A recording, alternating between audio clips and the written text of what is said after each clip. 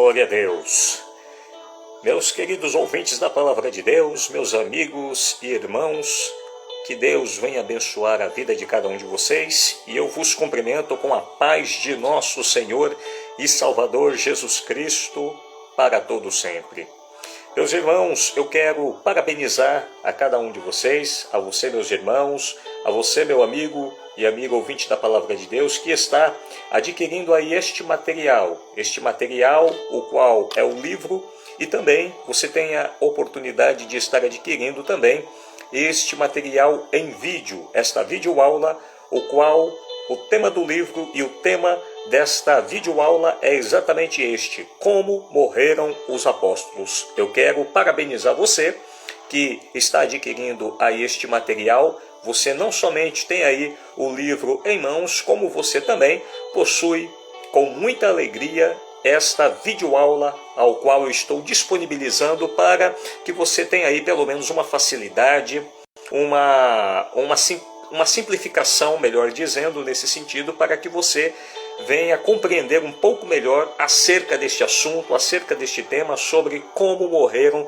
os apóstolos. Então venha comigo em nome de Jesus e mergulhe nesta plenitude desta revelação maravilhosa acerca da Palavra de Deus e aprenda com estes maravilhosos exemplos sobre como morreram os apóstolos e que exemplos eles trazem para as nossas vidas a cada momento mais, a cada dia mais, que podemos e que possamos cada vez mais sempre aprender com todos eles.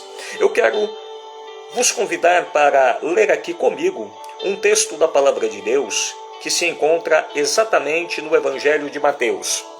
Mateus capítulo de número 10, versículos de número 1 ao versículo de número 4. Mateus capítulo de número 10, versículos de número 1 ao versículo de número 4. Mateus capítulo de número 10. Evangelho de Mateus, o primeiro livro, o primeiro evangelho do Novo Testamento, no capítulo 10, versículos de número 1 ao versículo de número 4, aonde a santa palavra do nosso Deus nos diz assim: E chamando seus 12 discípulos, deu-lhes poder sobre os espíritos imundos para os expulsarem e para curarem toda enfermidade e todo o mal. Ora, os nomes dos apóstolos são estes: o primeiro, Simão, chamado Pedro, e André, seu irmão Tiago, filho de Zebedeu, e João, seu irmão, Filipe e Bartolomeu, Tomé e Mateus, o publicano, Tiago, filho de Alfeu e Lebeu, apelidado Tadeu, Simão, o cananita, e Judas Iscariotes, aquele que o traiu. Amém, meus irmãos? Pois bem, meus queridos ouvintes da Palavra de Deus, meu amigo, amiga, ouvinte da Palavra do Senhor, o tema desta videoaula, o tema deste assunto, o qual ele está complementando ao mesmo tempo com o livro o qual você adquiriu, é exatamente este: como morreram os apóstolos de Jesus Cristo. Nós temos lido aí um texto muito abençoado, um texto muito maravilhoso, onde se trata de quando Jesus ele fez questão de chamar aí os seus apóstolos para fazerem parte de todo o seu ministério e de todo o seu colégio apostólico. Como todos nós sabemos, Jesus ele sempre fazia questão de ter pelo menos este grupo de apóstolos juntamente com todos eles naquele momento, para que assim eles pudessem ter um determinado desenvolvimento na obra do Senhor e aprender com o melhor conselheiro e com o melhor mentor e com o melhor educador de todos os tempos, os quais nós conhecemos como Jesus de Nazaré para todo sempre. Mas antes de nós nos aprofundarmos e mergulharmos acerca do que veio ser a vida dos apóstolos, do que veio ser a vida de nosso Senhor e Salvador Jesus Cristo ao mesmo tempo, antes de mais nada, e do que veio acontecer até mesmo com todos eles e o sucesso que todos eles tiveram, nós precisamos pelo menos entender alguns fatos que aconteceram pelo menos em alguns períodos anteriores. Então preste atenção nisto que eu vou dizer a você e ao seu coração neste exato momento. No ano de 1969, o presidente norte-americano chamado Richard Nixon, ele, em um determinado momento, ele estava fazendo um discurso solene lá nos Estados Unidos. Este presidente, chamado Richard Nixon, estava fazendo um discurso solene naquela época, onde um fato muito marcante havia acontecido naquela ocasião e naquela época. E você há de perguntar, e qual fato foi este? Foi exatamente a primeira vez em que o homem ele pisou na Lua.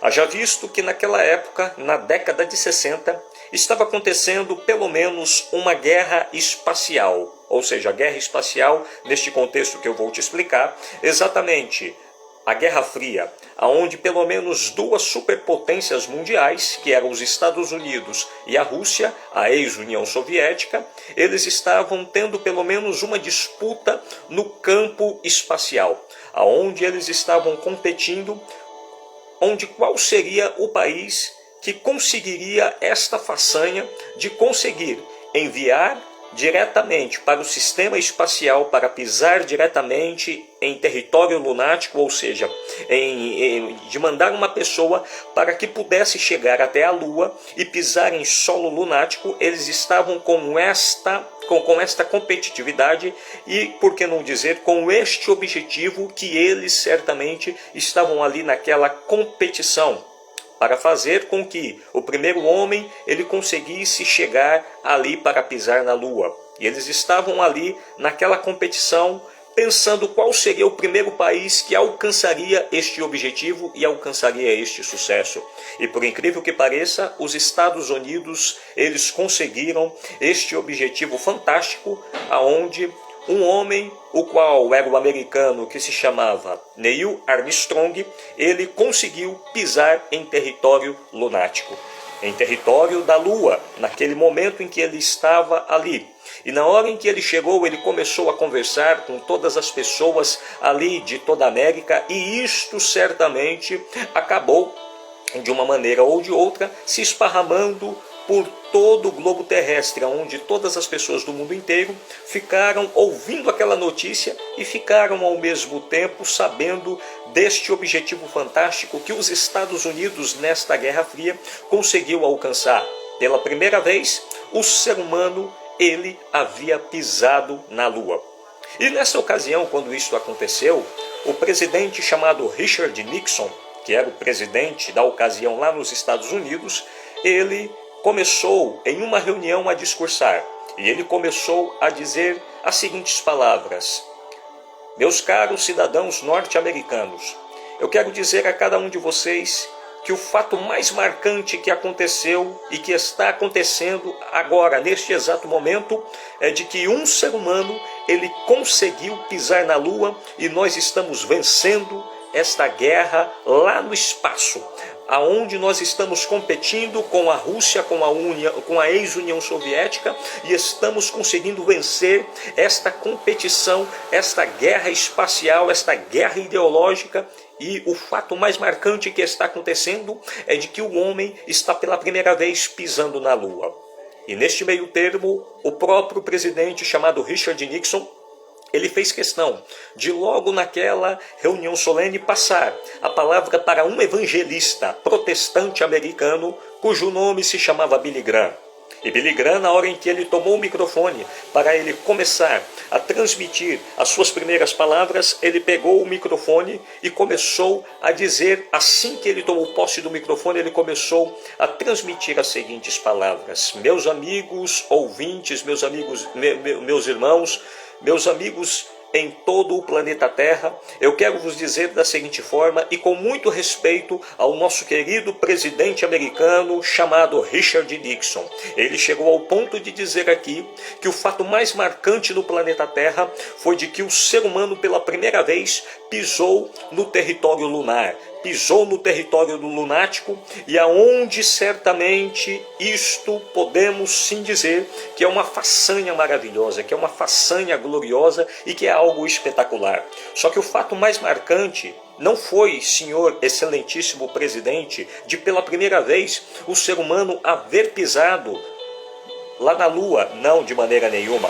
Certamente Eu quero dizer para o Senhor e para todas estas pessoas que o fato mais marcante não foi de pela primeira vez o homem ele haver pisado na lua, não, Senhor, de forma nenhuma. O fato mais marcante foi de que um dia o próprio Deus, na pessoa maravilhosa de Jesus, ele pisou diretamente neste planeta Terra. O fato mais marcante não foi de maneira nenhuma de um ser humano pela primeira vez haver pisado na lua, não. O fato mais marcante foi exatamente do próprio Deus, na pessoa de Jesus, pela primeira vez haver pisado neste planeta Terra como um ser humano comum.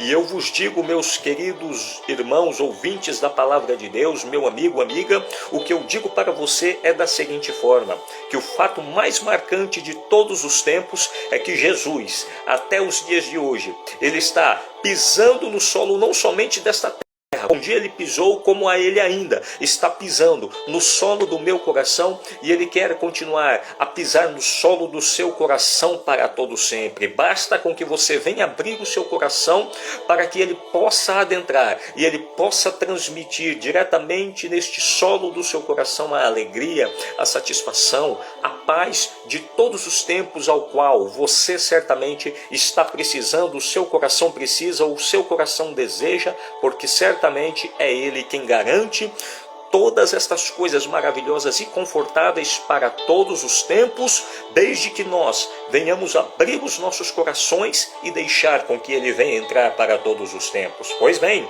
este foi o grande discurso acerca do que o presidente Richard Nixon e de Billy Graham, eles um dia chegaram ao ponto de ali naquela reunião maravilhosa transmitir naquele momento acerca deste paradoxo, acerca desta contradição e acerca de todas estas coisas aos quais certamente que o fato mais marcante foi de um dia Jesus ele haver descido do céu, haver pisado nesta terra e entrado e adentrado aos nossos corações para todo sempre. Meus queridos irmãos ouvintes da palavra de Deus, e todos nós sabemos que isto não foi uma missão fácil desde o momento em que Jesus ele veio para este planeta chamado Terra. Sabe por quê? Porque imagine, reflita e pense comigo da seguinte forma. Quando nós ouvimos falar acerca da morte de alguém, independente qual seja esta pessoa, principalmente quando é uma pessoa muito chegada de todos nós naturalmente sentimos uma tristeza muito grande, independente quem seja. Mas eu digo para você, e isto que eu vou dizer para você parece até uma contradição, que quando nós ouvimos falar da morte deste ser, o qual eu vou dizer para você, transmite a cada um de nós uma alegria muito grande. E quem é este ser que eu estou falando para você? É Jesus de Nazaré, o meu Senhor e o seu Senhor, o meu Salvador e o seu Salvador, porque é algo maravilhoso que quando nós, de uma maneira ou de outra, terminamos a ouvir acerca de Jesus de Nazaré, acerca da sua vida, da sua morte e da sua ressurreição, isso nos transmite uma alegria tão grande, uma alegria tão forte, que o fato mais atualizado e mais marcante de hoje é que se você for lá em Israel, lá em Jerusalém, aonde está escrito, no antigo túmulo onde Jesus ele foi sepultado, está escrito lá, Jesus Cristo não está aqui, Jesus Cristo já ressuscitou para todo sempre. Ou seja, em língua inglesa está escrito mais ou menos desta forma, He's not here, He is rising. Isto significa, Jesus Cristo não está aqui, Jesus Cristo já ressuscitou para todo sempre. E isto significa que todas as pessoas que vão naquele antigo túmulo de Jesus, quando entram lá, entram de uma maneira, começam a olhar exatamente o local aonde Jesus ele foi sepultado, mas quando elas saem de lá, elas saem contentes, elas saem alegres, elas saem ali com uma alegria tão grande, uma alegria tão forte, sabendo que ali esteve alguém que morreu, ou seja, Jesus que esteve morto ali, mas elas saem dali contente porque aquele túmulo está vazio, ou seja, Jesus ressuscitou, e isso é a base da minha e é a base da sua fé para todo sempre. Mas eu quero dizer para você que para que isto viesse a acontecer ao mesmo tempo, os apóstolos certamente passaram por isto também. Ou seja, passaram não exatamente pela ressurreição, mas eles passaram exatamente por uma morte tão por uma morte tão conturbada, mortes complicadas, mortes dolorosas, para que certamente eles dessem a sua vida por amor a Cristo e por amor ao Evangelho. E isto aconteceu, sabe por quê? Porque eles tiveram uma inspiração. Inspiração esta que eles se basearam, sabem quem? Na pessoa maravilhosa de Jesus de Nazaré. Ou seja, eles viram que Jesus desceu para este planeta Terra, pisou no solo deste planeta Terra, pisou no solo do coração de inúmeras pessoas aos quais Jesus esteve ali fazendo bem, aos quais Jesus esteve ali certamente fazendo coisas maravilhosas e coisas marcantes, coisas boas, ou seja, o grande exemplo para os apóstolos, para que eles pudessem chegar a este ponto de darem suas vidas por amor ao Evangelho, foi exatamente o exemplo que eles se basearam, que eles se inspiraram, que foi o exemplo maravilhoso de Jesus de Nazaré. Mas antes de nós adentrarmos exatamente para sabermos como os apóstolos eles morreram, vamos entender pelo menos um pouco acerca deste grande exemplo e desta grande inspiração dos apóstolos. Meus irmãos, a Bíblia diz que Jesus de Nazaré, ele, aproximadamente 2000 anos atrás, quando ele pisou neste solo terreno, que Jesus ele veio para este planeta Terra, antes mesmo de Jesus vir para a Terra, foi preciso que algumas coisas anteriores acontecessem. E estas coisas anteriores aos quais eu estou dizendo a cada um de vocês, foi, sabe o quê? Foi exatamente o que os profetas eles estiveram profetizando que Jesus ele viria. Ou seja, logo no início do mundo, quando Deus ele cria os céus e cria a terra e cria todos os animais, que ele cria as plantas, que ele cria toda a essência deste planeta Terra e que Deus ele cria o ser humano, logo a Bíblia diz que tanto o homem como a mulher, eles pecam em desobediência ao Senhor. E lá em Gênesis capítulo de número 3, e o versículo de número 15, a Bíblia diz que o próprio Deus faz a primeira promessa messiânica, ou seja, a primeira promessa da vinda de Jesus, quando ele chega e começa a sentenciar ali, tanto o homem como a mulher e também a serpente. Ele diz para o homem: Adão, daqui por diante você vai suar para comer do seu pão, ou seja, do suor do seu rosto, você certamente comerá do seu pão. Vai ter que trabalhar daí por diante para que você possa ter aí a sua alimentação, para você poder tão somente se manter como também a sua esposa. A Bíblia diz que Eva, naquele momento, o próprio Deus chega e diz para ela: a sua sentença é que daqui por diante você terá inúmeras dores de parto. E para você, serpente, não pense que você vai sair de bandeja, não. Não pense que você vai sair de fininho, não, de maneira nenhuma. Você, certamente eu digo para você, que você rastejará sobre o seu ventre e pó você comerás. Mas tem um porém: do ventre da mulher vai nascer, exatamente da semente da mulher, nascerá o homem ao qual ele pisará a sua cabeça e tu lhe ferirás o calcanhar. E tudo isso aconteceu, sabe na onde? Lá na cruz do Calvário. Quando Jesus, ele certamente estava morrendo naquele exato momento, ele estava cumprindo esta primeira promessa messiânica. Mas não para por aí. A Bíblia diz, lá no livro de Êxodo, capítulo 18, o versículo de número 18, que o próprio Moisés chega ao ponto de dizer, diante de todos os hebreus, diante de todos os israelitas, um seguinte: olha aqui, povo de Israel, povo hebreu, eu digo para vocês que dentre vós o Senhor levantará pelo menos alguém semelhante a mim, um profeta semelhante a mim, o qual vocês certamente hão de ouvir e darão ouvidos, que vocês hão de obedecer. O próprio Deus, ele ainda continua usando os profetas, como o profeta Isaías, lá em Isaías capítulo de número 9, e o versículo de número 6, quando o profeta Isaías ele chega a profetizar e a dizer da seguinte forma: e eis que uma virgem conceberá e dará à luz um filho, o qual seu nome se chamará Emanuel. E o próprio profeta Isaías continua a transmitir as palavras do Senhor e a dizer: e eis que um menino vos nasceu, um filho se nos deu, o principado estará sobre os seus ombros e o seu nome será Maravilhoso, Conselheiro, Deus Forte, Pai da Eternidade e Príncipe da Paz. Ou seja, o profeta Isaías estava profetizando que Jesus ele viria para esta terra 700 anos antes de Jesus ele vir. Mas a Bíblia diz também, lá no livro do profeta Miqueias, capítulo 5, e o versículo de número 2, da seguinte forma: e tu, Belém Efrata, posto que de ti sairá aquele que será o Senhor em Israel. E tu, Belém Efrata, de ti sairá aquele que será o Senhor em Israel. O profeta Miqueias estava profetizando que Jesus ele haveria de vir também. Mas o profeta Malaquias, lá no capítulo 4, versículo de número 2, ele chega a dizer da seguinte forma: mas para vós que temeis o meu nome, nascerá o sol da justiça. Ou seja, este sol da justiça era exatamente o Senhor Jesus, que ele haveria de vir para todo sempre. Mas o tempo se passa, em que do Antigo Testamento para o Novo Testamento, nós temos aí um período onde Deus ele deixa de falar com a raça humana, o qual nós entendemos como o período do silêncio profético, ou seja, o período interbíblico.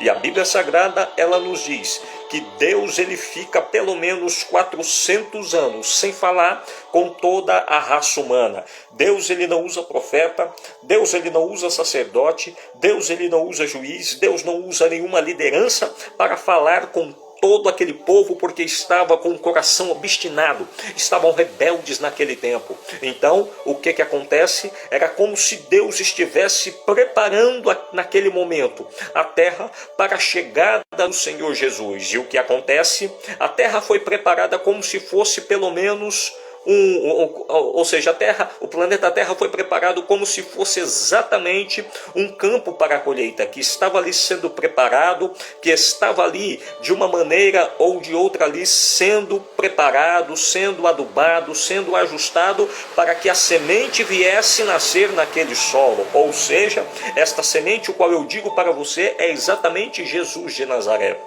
Até porque Paulo, ele chega ao ponto de dizer lá em Gálatas capítulo 4, versículo de número 4, o seguinte: que vindo, porém, a plenitude dos tempos, Deus enviou Jesus, nascido de mulher e nascido sob a lei. Ou seja, Deus estava preparando este tempo, ou seja, desde o começo da criação deste mundo, lá no Jardim do Éden, no livro de Gênesis, até o período do profeta Malaquias, temos um período de pelo menos 4.000 anos. E quando nós adentramos exatamente depois destes 4.000 anos, nós adentramos em um período em que Jesus ele vem para este planeta Terra. Jesus, agora ele se encontrava diretamente, sabe na onde? No rio chamado Rio Jordão. E neste Rio Jordão, Jesus estava ali naquele momento sendo batizado por João Batista, que era o seu primo. E no momento em que João Batista estava batizando Jesus, nós vemos ali, pelo menos, a garantia de onde a Santíssima Trindade estava naquele exato período. Era Jesus no Rio Jordão, o Filho.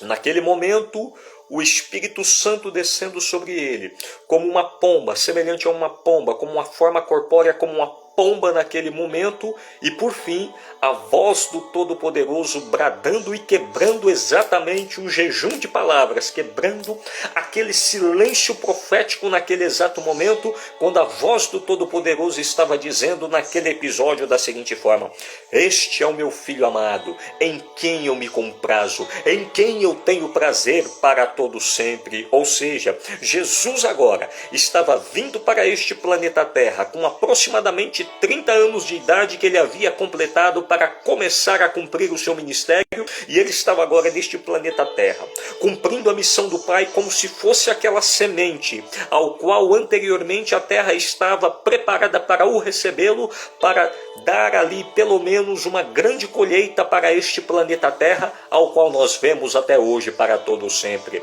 Era a Terra sendo preparada, Jesus como uma semente ali adentrando em solo terrestre para que ele pudesse ali a frutificar. E a Bíblia diz que esta semente maravilhosa, chamada Jesus de Nazaré, começou a germinar, começou a crescer, começou a dar fruto, começou a dar grandes e gloriosos resultados, aonde o próprio apóstolo Pedro chega ao ponto de dizer lá em Atos dos Apóstolos, capítulo de número 10, e o versículo de número 38, da seguinte forma: como Deus ungiu a Jesus de Nazaré com o Espírito Santo e com virtude, o qual andou fazendo bem e libertando a todos os oprimidos do diabo, porque Deus era com ele. Ou seja, esta semente ao qual estava sendo inserida e plantada na terra, como eu havia dito, começou a germinar, começou a crescer, começou a dar fruto, mas ao mesmo tempo, meus queridos amigos e ouvintes e irmãos da palavra de Deus, começou a incomodar muita gente, por incrível que pareça. Sabe por quê? Porque o problema não é quando você está anônimo. O problema não é quando você não está aparecendo. O problema não é quando você está, digamos assim, em determinados períodos ali escondido. O problema é quando Deus ele começa a te levantar. É quando Deus ele começa a fazer com que você venha dar fruto. Aí eu digo para você o seguinte, que árvore que não leva pedrada é porque esta árvore ainda não tem fruto. Mas se você está recebendo pedrada, pode ter certeza, é porque você está dando fruto. E a árvore que não recebe pedrada é porque ainda não tem fruto. E foi isso que estava acontecendo com Jesus. Jesus começou a germinar, começou a crescer, começou a dar fruto, começou a dar resultado. E os líderes religiosos, meus amigos ouvintes da palavra de Deus, começaram a se sentir incomodado, começaram a se sentir ameaçado com o crescimento do ministério de Jesus, porque Jesus era totalmente diferente. Jesus não era, diz o escritor, o evangelista Mateus, que Jesus não era semelhante aos fariseus, aos saduceus, aos zelotes, essênios, aos herodianos. Não, Jesus, ele era um líder religioso, mas ele era um líder aonde ele dava resultado, aonde ele dava fruto, aonde ele dava crescimento, por onde ele passava alguma coisa tinha que acontecer. Ele era totalmente diferenciado. Ele, quando falava, ele falava com uma autoridade muito forte, com uma autoridade muito grande para a glória do Senhor, para a glória do Todo-Poderoso. Mas chegou o momento em que o incômodo que aqueles líderes religiosos estavam sentindo era tão grande, era tão forte, que chegou um momento em que eles se reuniram ali, principalmente Anás e Caifás, juntamente com todas as outras lideranças religiosas, que começaram a ter ali pelo menos um plano, a traçar um plano de pelo menos matarem a pessoa bendita de Jesus de Nazaré. E você vai ver todo este episódio que eles estavam, pelo menos tramando a morte de Jesus, lá em João capítulo 11, versículo de número 1 até o versículo de número 51, aonde eles chegaram à conclusão de que uma pessoa, que nesse caso era Jesus, tinha que morrer por todo o povo daquela época e por todas as pessoas de uma nação. Mas a Bíblia diz que chegou um momento em que Jesus, ele havia completado o seu ministério terreno. Estava agora completando aproximadamente, pelo menos durante 3 anos a 3 anos e meio de ministério. A Bíblia diz que agora, nesse momento, Jesus ele se encontrava ali, junto com pelo menos alguns discípulos. E ele estava ali naquele momento no jardim chamado Jardim do Getsemane. Ora, este Jardim do Getsemane, ele é um jardim o qual Jesus ele tinha por costume de estar orando naquele jardim do Getsemane, naquele episódio e naquele exato momento. E a Bíblia diz que Jesus começou a orar, começou a fazer uma oração dizendo o seguinte: Pai, se possível, passe de mim este cálice, mas se não é possível, que seja feita tão somente a tua vontade para todo sempre. Jesus ele fez esta oração por pelo menos 3 vezes, a mesma oração. E a Bíblia diz que um anjo desceu para o consolar ele naquele momento, mas a Bíblia diz também que Jesus estava ali naquele episódio, sentindo uma agonia tão grande, uma agonia tão forte naquele exato momento, que diz o escritor Lucas que ele começou a suar e a transpirar grandes gotas de sangue naquele exato momento e naquele exato período, ao qual a ciência, eles chegam à conclusão de que quando uma pessoa ela soa, ela transpira grandes gotas de sangue ao invés de água mesmo, ao invés do suor normal, sabe qual é o nome que se dá a este fenômeno biológico? É exatamente a hematidrose. Este nome, chamado hematidrose, é o fenômeno que se dá exatamente a uma pessoa que começa, ao invés de soar um líquido comum, um líquido de água comum do corpo e dos poros ali da pele, ou seja, ela começa a suar grandes gotas de sangue. Sabe por quê? Porque a pessoa ela sente uma agonia muito grande, sente uma tristeza muito grande, o estresse é muito grande, aonde naquele momento a pessoa começa a sentir uma agonia tão forte, uma tristeza tão forte, uma agonia tão violenta, que ela chega a este ponto de, ao invés ela suar água normal do seu corpo, da sua pele, dos poros, ela começa a suar grandes gotas de sangue. E isto aconteceu com Jesus. Isto poderia até mesmo, em determinados momentos, transmitir ali um AVC diretamente em Jesus, mas como ele tinha que cumprir ali a vontade e a promessa do Pai, nada disso teve o poder de acontecer com Jesus até o momento de ele chegar na cruz do Calvário para dar ali a sua vida. E chega o momento em que Jesus ele é preso. Ele vai diretamente para alguns julgamentos, ele sai ali diretamente do Sinédrio ele vai para Pilatos, de Pilatos vai para Herodes, de Herodes volta para Pilatos, e Pilatos sentencia Jesus naquele momento que ele deve ser açoitado e deve ser crucificado ali no lugar de Barrabás. Jesus é açoitado, Jesus pega aquela cruz pesada, a cruz, segundo alguns estudiosos, segundo os historiadores, dizem eles que a cruz chegava a pesar exatamente 130 quilos. Mas Jesus pega somente o patíbulo da cruz e ele começa a carregar em uma via chamada Via Dolorosa, que dava exatamente 1 quilômetro até a cruz do Calvário. Jesus ele chega ali na cruz, dá a sua vida por toda a humanidade naquele momento, e o que acontece? Jesus ele morre, mas ao mesmo tempo, depois de 3 dias, Jesus ele ressuscita com um único objetivo. E qual é este objetivo? De inaugurar a sua igreja, ao qual um dia ele chegou a dizer para Pedro, lá em Mateus capítulo de número 16 e o versículo 18, Pedro, em verdade eu te digo que você é pedra, e sobre esta pedra, não exatamente você, Pedro, eu te digo que você é pedra, mas não exatamente esta pedra que é você, Pedro, a revelação a qual você certamente você está transmitindo, a pedra que eu estou dizendo, é exatamente a revelação que você trouxe, que eu sou Cristo, Filho do Deus vivo. Sobre esta pedra, sobre esta palavra e sobre esta revelação é que eu edificarei a minha igreja, e as portas do inferno não prevalecerão sobre ela de maneira nenhuma. Glória a Deus por isto. E foi este o objetivo que Jesus ele veio para esta terra, morreu, ressuscitou para inaugurar a sua igreja. Agora, meus queridos ouvintes, amigos e irmãos, ouvintes da palavra de Deus, não foi tarefa fácil. Sabe por quê? Porque para Jesus, ele inaugurar esta igreja e dar o chute, o pontapé inicial, inaugurando a sua igreja aqui neste planeta Terra, Jesus ele não queria fazer isto sozinho.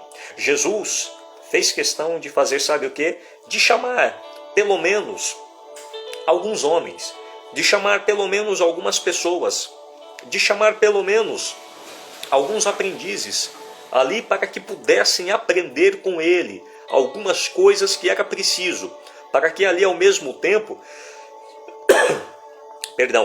que eles pudessem ali ao mesmo tempo fazer, sabe o quê? Dar continuidade à obra do Senhor, dar continuidade à inauguração da igreja aqui na terra. E isto não foi tarefa fácil. Nós lemos exatamente o texto de Mateus capítulo de número 10, versículo de número 1 ao versículo de número 4, que Jesus agora iniciou o seu ministério terreno e ele havia chamado pelo menos estes 12 apóstolos ali para estar juntamente com ele. E estes apóstolos, Jesus fez questão de chamá-los ali, de escolhê-los, de selecioná-los. E isto é algo tão lindo, e isto é algo tão maravilhoso. Sabe por quê? Porque Jesus ele sempre fazia questão de andar com uma grande multidão, sabe? Diz a Bíblia Sagrada que Jesus ele chegava ao ponto de andar com uma grande multidão de aproximadamente, sabe quantas pessoas? Vamos dizer aí em torno aí de 15 a 30 mil pessoas, multidão mesmo que Jesus andava. Mas destas 15 mil, 30 mil pessoas, Jesus, de uma maneira ou de outra, ele sabia selecionar todas as pessoas que poderiam andar com ele.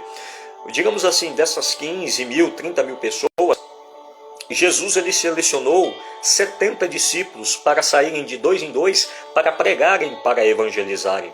Destes 70 discípulos, Jesus ele fez questão de escolher os 12 apóstolos para estar junto com eles, para estar aprendendo ao mesmo tempo ali todo o ofício acerca da igreja do Senhor.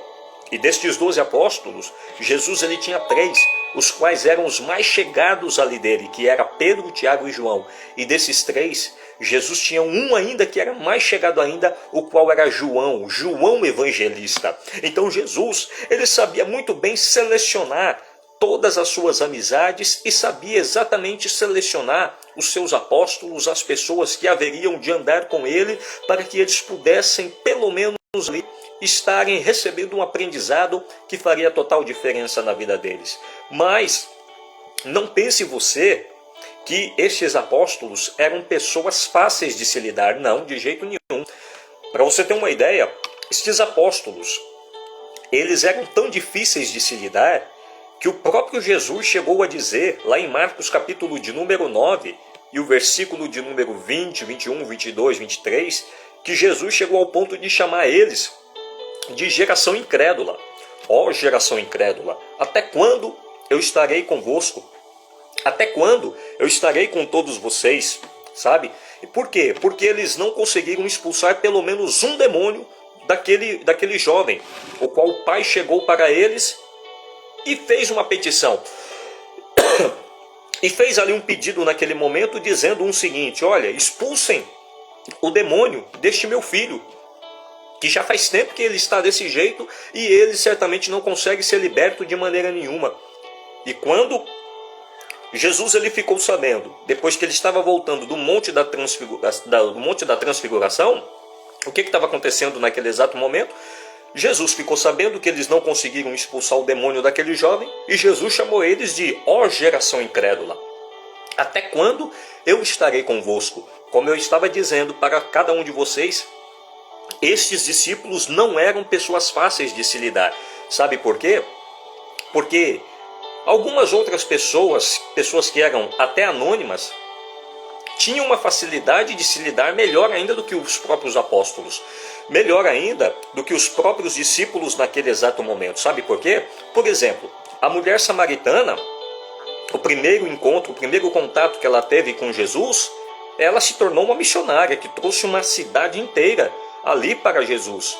O próprio endemoniado gadareno, ele chegou a ter o primeiro encontro com Jesus, onde ele teve ali todos aqueles demônios expulsos da vida dele e começou a dar resultado lá na cidade de Decápolis. A Bíblia diz também que Maria Madalena, ao qual Jesus expulsou dela 7 demônios, foi uma das mulheres que mais teve produção no reino de Deus, juntamente quando Jesus faz a transformação na vida dela. Ou seja, pessoas que não faziam parte, digamos assim, do colégio apostólico ali de Jesus, elas davam mais resultado, elas davam mais frutos, ao invés dos apóstolos que faziam parte do colégio apostólico. Ou seja, essas outras pessoas que não faziam parte do colégio apostólico, elas eram pessoas mais fáceis de se lidar, pessoas que davam mais resultados do que os próprios apóstolos de Jesus. Para você ter uma ideia, a Bíblia diz até alguns perfis comportamentais destes apóstolos de Jesus. Eu vou citar pelo menos alguns para você ter uma ideia. Por exemplo, Pedro. Ele era tão difícil de se lidar que ele era briguento. Ele era aquele tipo de pessoa que tinha um temperamento muito sanguíneo, era briguento, não pensava nas suas atitudes e muito menos nas suas consequências. Por exemplo, Tiago e João, eles eram ambiciosos, gostavam do poder, gostavam ali da supremacia, gostavam ali em determinados momentos de ter ali uma alta posição. Como eu estava dizendo, Pedro, ele era briguento, ele era aquele homem corajoso, ele era aquele homem sanguíneo, aquele que não levava desafogo para casa de jeito nenhum. Observe que quando o próprio Pedro, ele estava junto com os apóstolos e que eles estavam ali no Mar da Galileia, o que aconteceu naquele episódio ali?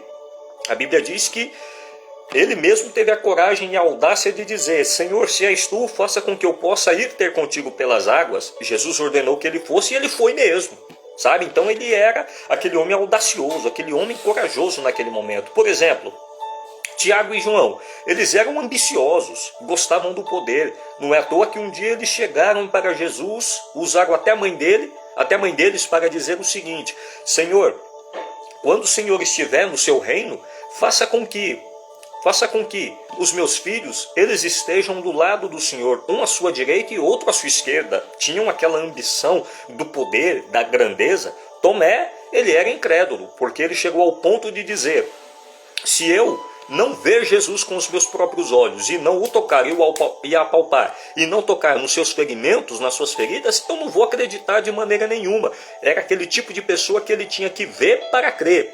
Filipe, por exemplo, ele era um homem problemático. Ao invés de ele conseguir ali resolver problema, ao invés dele resolver e dar solução de problemas, não, ele dava uma problemática maior ainda. Ele aumentava o problema.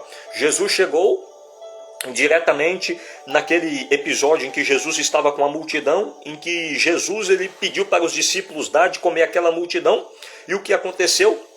Naquele momento, Filipe chegou, se apresentou e disse: não tem como não, Senhor. Por mais que nós tivéssemos recursos para dar de comer a esta multidão, tivéssemos um dinheiro para comprar pão para esta multidão, comida para esta multidão, ainda seria muito pouco. Então não temos condição de maneira nenhuma.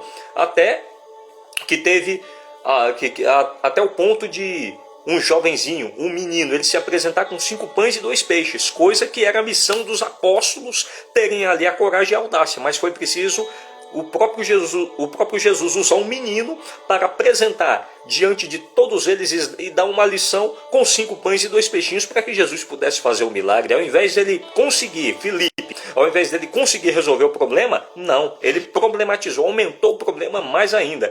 E nós temos também o caso de Judas, que é um caso típico, aonde Judas era ganancioso, onde ele vendeu Jesus por 30 moedas de prata. Então, eu listei para você aqui pelo menos 5 exemplos de pessoas que eram problemáticas demais, ou seja, difíceis de se lidar.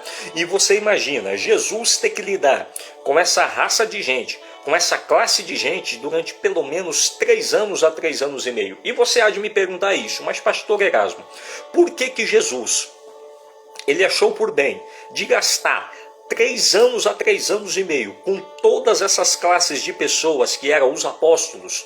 Por que ele não usou esse tempo com aquelas pessoas que estavam dando mais resultados, como o Gadareno, como a mulher samaritana, como também Maria Madalena? Por que Jesus não gastou um tempo com esse pessoal e gastou 3 anos a 3 anos e meio com os apóstolos? Sabe por quê?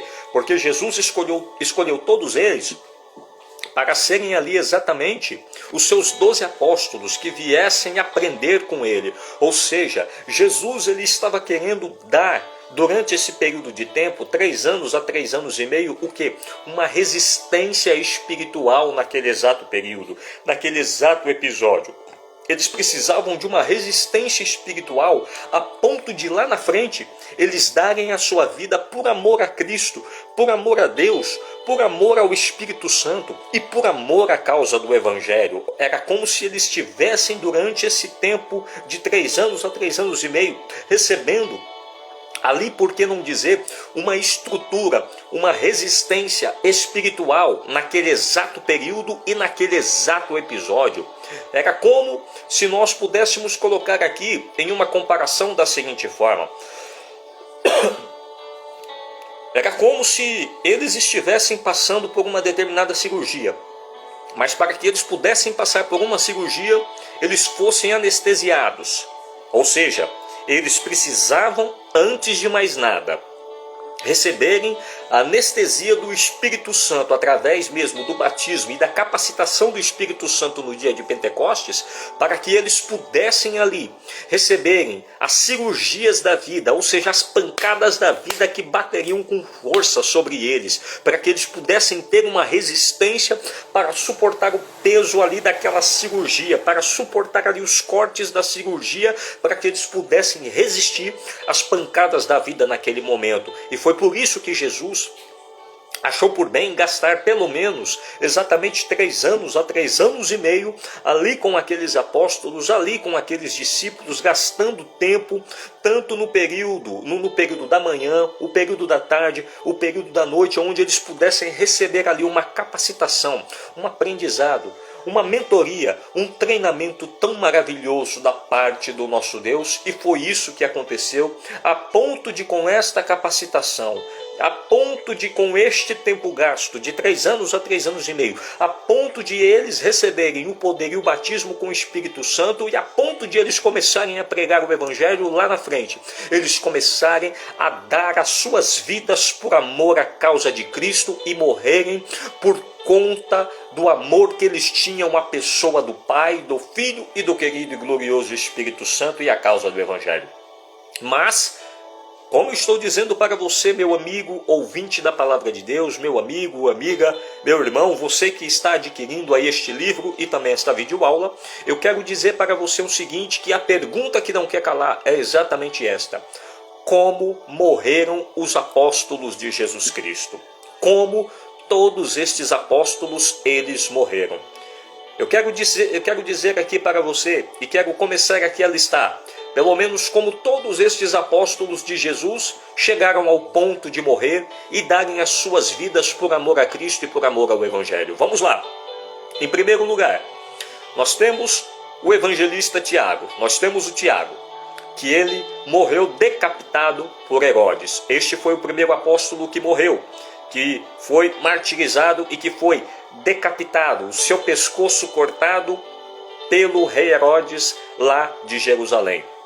Em segundo lugar, nós temos o Felipe, que ele morreu apedrejado em uma localidade chamada Hierápolis. Em terceiro lugar, nós temos exatamente Tiago, filho de Alfeu, que foi o apóstolo de Jesus também. Este morreu espancado e apedrejado também. Nós temos em quarto lugar o apóstolo Pedro, que ele foi crucificado de cabeça para baixo, porque ele mesmo, segundo a tradição, chegou a dizer da seguinte forma: eu não sou digno de morrer de cabeça para cima como meu Senhor e Salvador Jesus Cristo, ele morreu. Nós temos em quinto lugar o apóstolo André, que ele morreu crucificado em uma cruz em formato de X, ou seja, não em formato de T, como nós conhecemos, que foi exatamente a cruz que Jesus ele morreu, mas este André, que foi o apóstolo de Jesus, ele morreu em uma cruz em formato de X. Nós temos também em sexto lugar o Bartolomeu, o qual foi o mesmo, o qual se chamava Natanael, que Jesus ele chamou para fazer parte do seu colégio apostólico. Este morreu esfolado e crucificado de cabeça para baixo também. Nós temos o Tomé, o qual ele era incrédulo demais. Ele chegou a ser morto e lançado vivo em uma fornalha. Morreu exatamente lá dentro de uma fornalha ardente. O Mateus, o qual ele morreu decapitado diretamente lá na Etiópia. Nós temos o Simão, em nono lugar. Simão o Zelote, crucificado, ele foi morto crucificado na perseguição de Nero. Em décimo lugar, o 10º apóstolo de Jesus, nós temos exatamente o Matias. Este Matias, ele entrou no lugar do Judas, que era apóstolo também, que vendeu Jesus por 30 moedas de prata, onde Judas, ele certamente ele se enforcou, se suicidou, mas este Matias, ele entrou no lugar de Judas, que foi o 10º apóstolo de Jesus. Este ele morreu, amarrado em uma cruz, apedrejado, crucificado e decapitado. Em 11º lugar nós temos Judas Tadeu. Este também, ele foi martirizado com Simão o Zelote na época do imperador Nero. E você há de perguntar o seguinte: mas pastor Erasmo, Porque o Senhor chega a destacar exatamente o Nero, o imperador Nero, em todas estas ocasiões. Sabe por quê? Porque este imperador Nero, o qual também não deixava de ser um César, aonde os apóstolos, por exemplo, Pedro, esse Judas Tadeu, o Simão o Zelote e o apóstolo Paulo também, chegaram exatamente a morrer diretamente em todo esse período deste César, deste imperador Nero. E este Nero, ele era tão terrível que, para você ter uma ideia, olha só como aconteceu em algumas proporções as atitudes deste imperador romano chamado Nero. Nero, ele era tão terrível, que ele era tão terrível, tão louco e tão pirado da vida, podemos dizer assim, em um vocabulário popular, que ele chegou a mandar matar sua mãe, rasgar o ventre de sua mãe, para ele saber exatamente de onde foi que ele veio, de onde foi que ele nasceu. Não é à toa que hoje nós observamos aí pela ciência, quando uma mãe ela vai dar à luz a criança, que existem aí pelo menos dois tipos de parto, que é o parto normal e existe também o parto chamado cesariano, exatamente porque vem dessa raiz, deste título honorífico chamado César, ou seja, cesariano, tudo por conta deste imperador, que mandou rasgar, cortar ali a barriga de sua mãe para ver de onde foi que ele saiu. Então você já imagina a loucura e a doidice exatamente deste homem. Então foi isso que aconteceu. Para você ter uma outra ideia, este Nero ele era tão terrível que ele mandou incendiar todos os 14 bairros que Roma tinham. Ali mandou incendiar tudo, para depois refazer tudo de novo. E destes 14 bairros, 10 foram totalmente consumidos pelo fogo. E 4 eram bairros cristãos. Aos quatro bairros cristãos, ali o fogo não consumiu de maneira nenhuma. E eram 4 bairros cristãos ali. E quando Nero ele viu que os 4 bairros cristãos de Roma, certamente ali não pegou fogo e não se consumiu pelo incêndio, o qual ele mandou colocar fogo em todos os bairros, o que ele fez? Ele começou a mandar colocar culpa nos cristãos. A culpa de todo esse incêndio foi dos cristãos, vamos começar a perseguir, vamos começar a matá-los, vamos começar a aniquilar todos os cristãos. E foi essa perseguição que começou na época de Nero, aonde todos estes apóstolos, os quais eu estive mencionando aqui para vocês, eles certamente morreram na época de Nero, que ele era tão terrível e tão complicado de se lidar. E não foi à toa que lá na frente ele terminou, segundo a história, terminou se matando, terminou se suicidando e terminou também ficando louco. Porque para uma mentalidade dessa, segundo esses atos, essas atitudes que eu mencionei a todos os irmãos, não era de uma pessoa em sã consciência não, de forma nenhuma. Mas você há de me perguntar o seguinte, mas pastor Erasmo, ainda ficou faltando pelo menos um apóstolo. Certamente, ficou faltando um apóstolo, o qual eu ainda não mencionei como morreu, o qual foi o apóstolo João, em 12º lugar. Este João, ele morreu de morte natural. Porque Jesus fez uma promessa, dizendo que ele seria o último apóstolo a morrer, o último apóstolo a passar para a eternidade. E ele morreu de uma morte não natural. Ele não morreu igualmente os outros 11 apóstolos morreram martirizados, mortos pela mão de outras pessoas, não. João ele morreu de uma morte natural. E a morte perseguiu ele de uma maneira tão terrível e tão complicada que diz a história que João Evangelista, ele foi jogado em um caldeirão de óleo fervente, caiu lá dentro, e quando ele saiu de lá, saiu com vida normalmente, diz a história que João ele foi colocado no pináculo do templo, 14 metros de altura, jogado de lá de cima para baixo, caiu lá embaixo, e o que aconteceu? Ele sobreviveu. E a Bíblia diz que depois disso ele ainda foi levado para o Geena, para que ele pudesse ali ser queimado naquele local, onde os mortos estavam ali.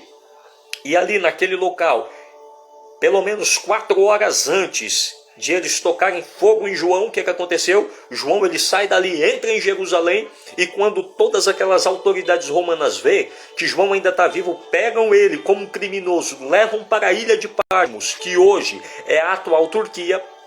E quando João está lá na ilha de Patmos, o que acontece? Ele começa a ter as visões do Apocalipse.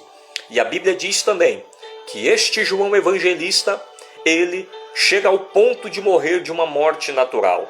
Aonde, segundo a história e a tradição, ele morre exatamente na cidade de Éfeso, com uma morte natural, ou seja, morre de velhice. E o que eu quero dizer a cada um de vocês é exatamente isto. Esta foi a maneira que todos os apóstolos morreram. Esta foi a forma com que todos os apóstolos morreram. Tiago foi decapitado, Filipe foi apedrejado, Tiago foi espancado e apedrejado, Pedro foi crucificado de cabeça para baixo, André foi crucificado em forma de X, o Bartolomeu foi esfolado e crucificado para baixo, Tomé foi jogado, foi lançado em uma fornalha, vivo ainda, e Mateus foi decapitado na Etiópia, o Simão Zelote foi crucificado na perseguição de Nero, Matias foi amarrado na cruz, apedrejado, crucificado e decapitado, Judas Tadeu, ele foi martirizado com Simão na época de Nero, e nós temos também o João, que morreu de morte natural. E ditas estas palavras, e já caminhando para concluir esta videoaula, com este assunto e com este tema sobre como morreram os apóstolos, eu quero perguntar para mim e quero perguntar para você, meu amigo, ouvinte da palavra de Deus. Meu irmão, minha irmã em Cristo, quem sabe você, meu colega pastor, meu colega líder religioso, eu pergunto para você, independente quem seja você, qual é a sua dificuldade? Qual é o seu problema? Qual é a oposição que você está atravessando na vida? Qual é o empecilho? Qual é a adversidade? E qual é o problema que assola a tua vida neste exato momento? Qual é o nível da sua dificuldade? Eu pergunto para você o seguinte: o nível da sua dificuldade é semelhante ao nível dos apóstolos? Eu acredito que não. Porque o nível que eles viveram foi muito grande. O nível e a profundidade dessas lutas, dessas tribulações e de tudo que eles estavam vivendo ali foi pesado demais.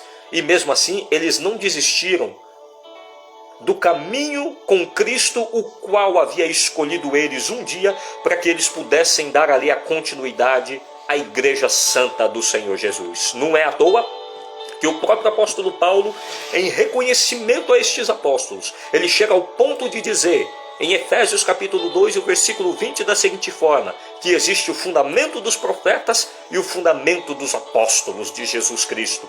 Ou seja, homens que viveram um nível totalmente complicado diante de Jesus. Ou seja, não era fácil lidar com... Jesus não tinha uma facilidade de lidar com eles, mas ao mesmo tempo escolheu, dando esta capacitação. E ao mesmo tempo depois, com esta capacitação espiritual, chegaram ao ponto de darem as suas vidas por amor a Cristo, por amor ao Evangelho naquele exato momento. E o que aconteceu naquele episódio? Deram suas vidas por amor a Cristo e por amor ao Pai, ao Filho e ao Espírito Santo, independente qual fosse a circunstância. E eu pergunto para você, qual é o nível da sua luta, do seu problema e da sua dificuldade? Eu acredito que não é igualmente ao nível dos apóstolos como eles viveram, não de maneira nenhuma. E eu pergunto para você o seguinte, e neste nível de luta, eu sei que cada um tem a sua cruz a ser levada no seu dia a dia, mas neste nível de luta e de problema, pega esse nível de luta, começa a pegar e a fazer uma comparação entre tudo isto que os apóstolos viveram. No nível deles, eles não desistiram. E você que está com este nível baixo desta luta e desta complicação difícil de vida que você está vivendo, você está pensando em desistir? E até mesmo de dar um fim na sua vida? Não faça isso, meu amigo. Não faça isso, meu ouvinte, amigo, irmão, ouvinte da palavra de Deus. Não faça isso de maneira nenhuma. Porque eu digo para você o seguinte: toda esta luta que você passa e todo este problema que você passa não se compara ao que Jesus ele quer preparar para mim e para você lá na eternidade. E eu digo para você de maneira bem sincera, que quando eu chegar lá na eternidade, eu quero dar um abraço no Pai, no Filho e no querido Espírito Santo. E ao mesmo tempo abraçar os meus irmãos apóstolos, apertar na mão deles e dizer o seguinte: valeu a pena. Tudo isto que vocês viveram certamente lá na terra para nos dar o exemplo de que todos nós um dia pudéssemos chegar aqui na glória, para que nós pudéssemos seguir este exemplo que um dia vocês seguiram de Jesus e hoje pudéssemos estar aqui na eternidade.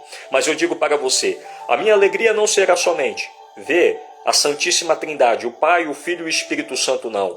Não será de somente ver ali os apóstolos ao mesmo tempo, mas a minha alegria ao mesmo tempo será de ver você, meu amigo ouvinte da palavra de Deus, que ainda não é crente, que ainda não se converteu, que ainda não deixou Jesus ser o Senhor e Salvador de sua vida. A minha alegria também será de um dia eu te ver lá na eternidade, será de um dia eu te ver lá na glória celestial, aonde você pode até mesmo não me conhecer pessoalmente, eu posso ainda não te conhecer pessoalmente, mas um dia este livro, o qual tem este título, Como Morreram os Apóstolos, e essa videoaula que tem também este título sobre como morreram os apóstolos, quem sabe você adquiriu em um determinado momento, e você, através dele, está conhecendo a Jesus, está conhecendo a Cristo, e o que acontece neste exato período e neste exato episódio, você um dia, lá na eternidade, nós podemos nos conhecer lá na eternidade, onde eu vou ter a alegria de te ver.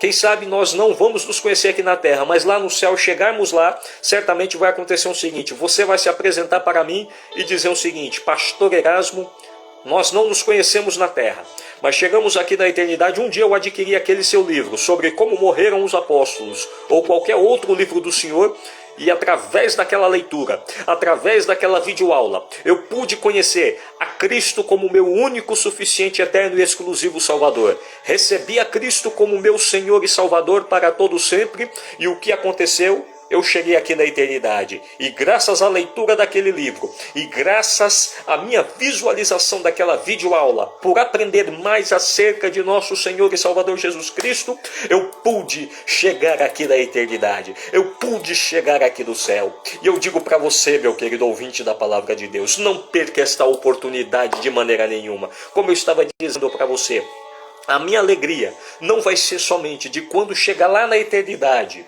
eu ver o Pai, o Filho, o querido e glorioso Espírito Santo e dar aquele abraço apertado neles. Não vai ser somente essa. A minha alegria não será de ver somente os apóstolos também, não. Cumprimentar, parabenizar eles ali, não. Não, a minha alegria será também de te ver um dia lá, aonde você vai chegar para mim e vai dizer, através da leitura daquele livro, eu pude um dia receber a Cristo como Senhor e Salvador.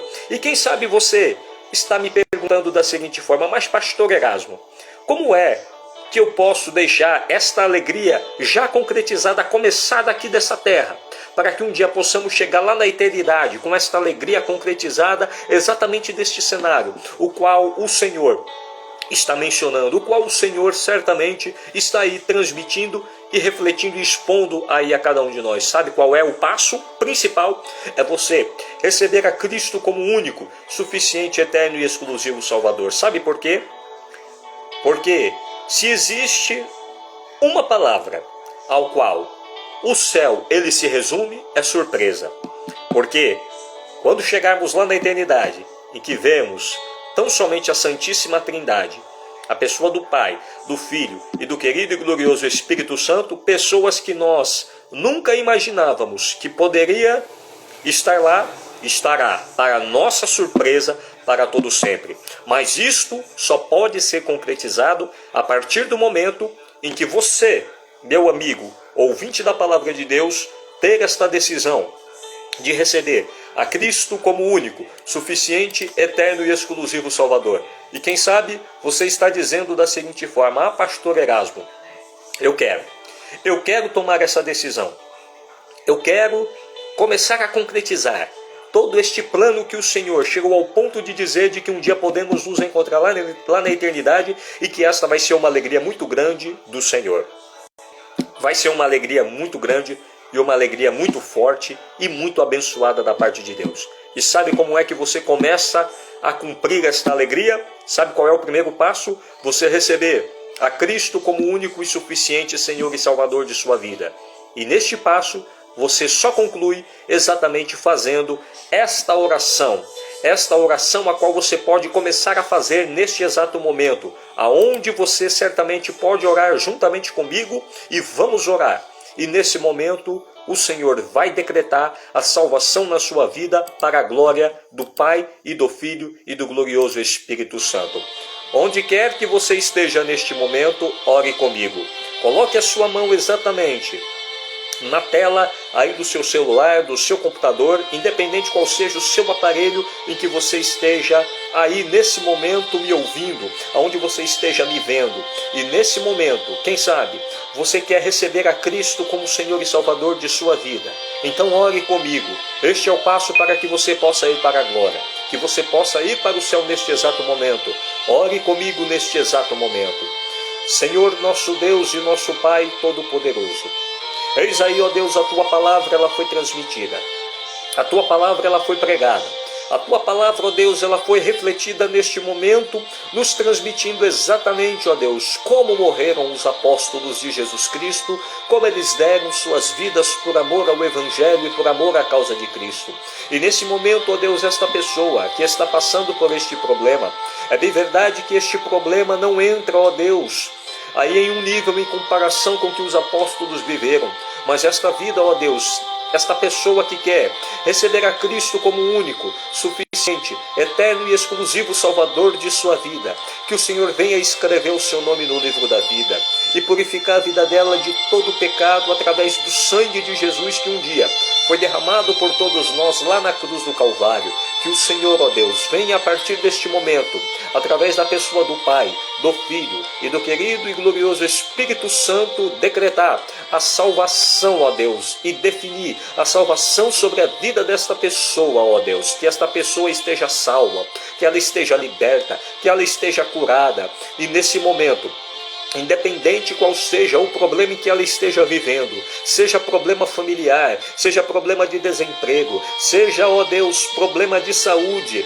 problema de enfermidade, pelo poder do nome de Jesus, ó Deus, nós ordenamos que todo tipo de problema, todo tipo de dificuldade e todo tipo de enfermidade venha sair pelo poder do nome de Jesus, e esta pessoa, a partir deste momento, seja salva e seja liberta e seja uma pessoa transformada para a glória do Pai, para a glória do Filho e para a glória do querido e glorioso Espírito Santo. Nós oramos a Ti, ó Deus, e já Te agradecemos pela salvação desta vida, em nome de Jesus. Amém e amém. E se você fez esta oração comigo, se você uniu a sua fé juntamente comigo, você ainda que não é crente e que recebeu a Cristo como Senhor e Salvador de toda a sua vida, procure uma igreja mais próxima de sua casa, mais próxima de sua residência, e seja muito feliz na pessoa maravilhosa e bendita de Jesus de Nazaré. Meus amigos e irmãos, eu vou ficando por aqui.